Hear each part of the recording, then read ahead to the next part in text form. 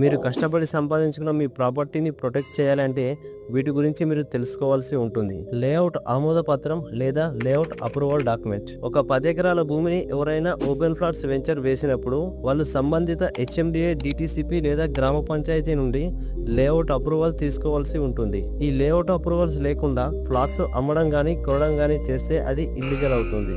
మరి ఈ layout approval document ని ఎలా చెక్ చేయాలి అంటే మీరు హెచ్ఎండిఏ లేదా డిటిసిపి వెబ్సైట్ లోకి వెళ్లి మీ లేఅవుట్ అప్రూవల్ డాక్యుమెంట్ నెంబర్ ని ఎంటర్ చేసి మీరు వెరిఫై చేయవచ్చు. ఆ భూమి గ్రామ పంచాయతీ పరిధిలో గనక ఉంటే గ్రామ పంచాయతీ ఆఫీస్ లో లేదా ఆ మున్సిపల్ ఆఫీస్ లో ఆ లేఅవుట్ యొక్క అప్రూవల్ కాపీ మీరు అడగవచ్చు.